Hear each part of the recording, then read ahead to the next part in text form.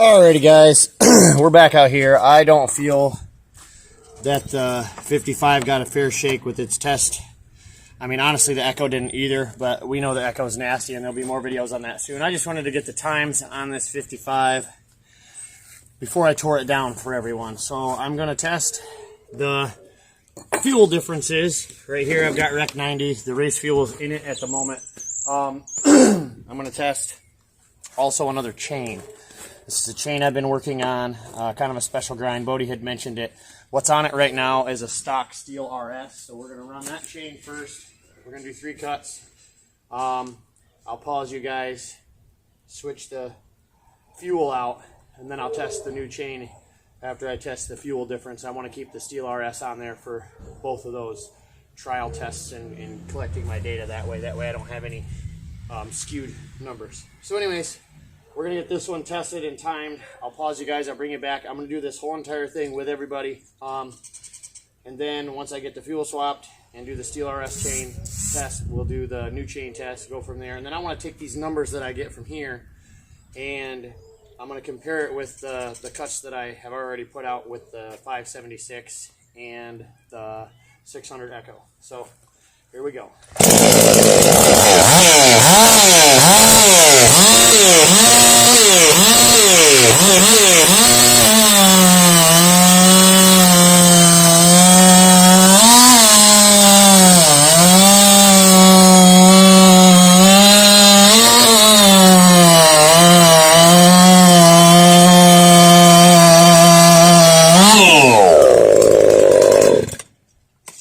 Alright, we'll use that time data. I'm going to go ahead and pause you, get the fuel switched out. Then we're going to do the RS test again. I'll compare those side by side in a separate video. And then we'll switch chains. But all of this stuff will all be on this video here. So I'm going to go ahead and pause you, and I'll be back. Alrighty, we are back.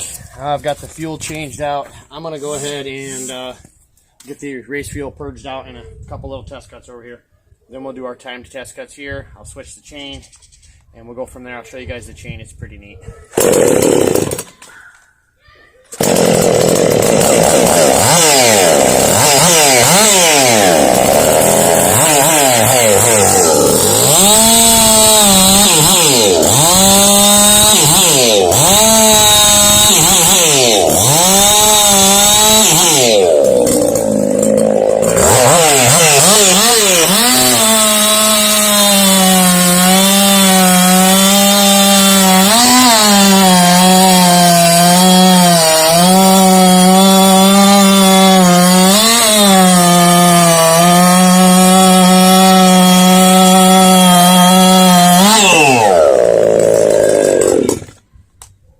I will say, regardless, no matter what way you slice it, this little thing is a nasty little saw.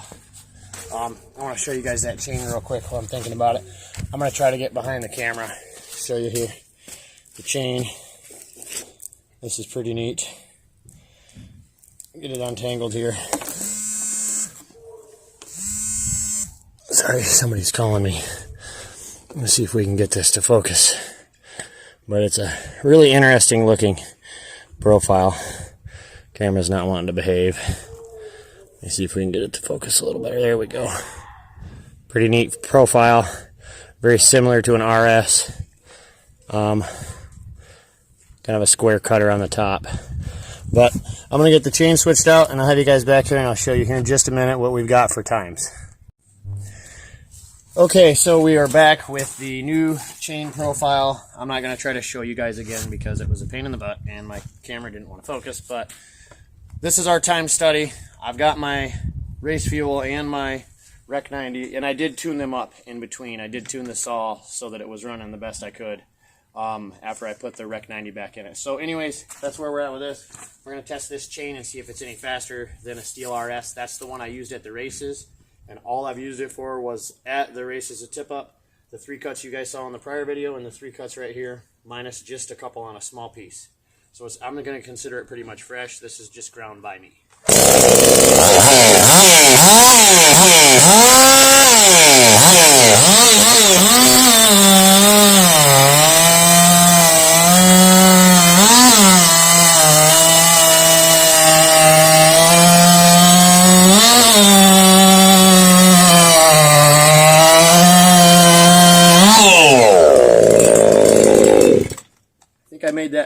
tad bit on the hungry side. I think I took my rakers down about 5 thousandths too far on that, but it does cut pretty good. It's a little bit harsh, a little hungry, a little jumpy. But it really, really bites, and it gets some big chips out. So I'll show you guys the chain close up. I'm going to try to get some pictures of it, and I'll post that in the time cut video once I'm all said and done with this. But thanks for watching. So a quick recap on the videos. I guess it's all one video, but regardless, in the beginning, we started out with 102 race fuel, which is Dragon race fuel. You can buy it at a local PS station.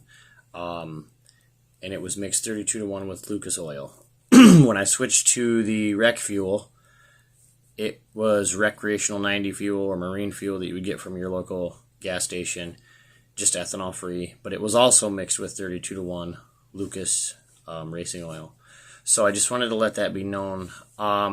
As you can see, we got 15.1 seconds out of a custom ground chain and Rec 90, which I think is pretty incredible. I'm right there at my race time, with the race fuel in it. So that's pretty awesome. I think that goes to show that your chain means more than almost anything else. A sharp chain that cuts well is going to give you the best outcome, the best optimal performance that you could ever ask for. So keep that in mind when you're looking for, modifications. What's going to be the best? Well, make your chain sharp. Practice on those files. I've tried some square ground chains, and I'm getting about half a second or so in like a 20-inch piece of wood, which I don't think is really all that much comparing it to, I was getting like 1/10 of a second or 2/10 of a second faster than Steel RS, but there was times I was getting slower times by up to half a second, even a second with my square ground chains compared to the Steel RS prior to any of this. This is testing I've been doing for a couple of years. This is the first profile that I've come up with between using the Steel RS, the Husqvarna C83, and a square file profile all together. I made a custom wheel for my grinder that has made that possible. But I'm pretty proud of that chain design. It's the one I used on the 600 at Tip Up. The chain that I used on the 55 at Tip Up was not a custom chain. I think Bodie might have mistaken that with the chain I showed him on the 600 before I did the 5 cube races. So I just wanted to throw that out there. The custom chain stuff, I will show the wheel and how I got it, the angles that I'm using and whatnot to try to let other people duplicate it. But it's very complicated to get that wheel dressed correctly. It takes a lot of patience and a lot of practice and a lot of looking at that chain to get it right. And it took me probably, I'm going to say 15 or 20 different grinds on the same size chain, the same 325 chain. I have not done it on a 3H chain and been as successful as this here. That 3H chain I ran at Tip Up on the 600 was the same exact profile with a little wider wheel. I can't remember the widths of the wheel. I think one's 5 and one's 7 millimeters wide for the grinding wheel on the grinder. I'm just using a cheap Timber Pro grinder from TSE. It's nothing spectacular. It's not like a high-end grinder or anything like that. If you wanted to buy an Oregon grinder or maybe even get like a really expensive one, you'd probably get a whole lot better outcome, because I can't center my wheel on the center of each tooth, which makes, I think, the grind a little more complicating. I had to offset my angles on my on the bottom of mine. I have to run 37.5 degrees on one side and 35 on the other to get the same angle on my cutter. So just keep that in mind as far as trying to make custom chains and whatnot. It has to be consistent from side to side, or it's going to throw everything off. All your angles have to be exactly the same, and you have to measure them. I used calipers and a micrometer and quite a few other different things, setting it up to make a jig. But it does work. I hope you guys enjoyed the video. I appreciate you guys following me. I appreciate all of you, the kind words and the nice comments. I like to see that kind of stuff. Thanks, guys, and I hope you guys enjoy the video. See you soon.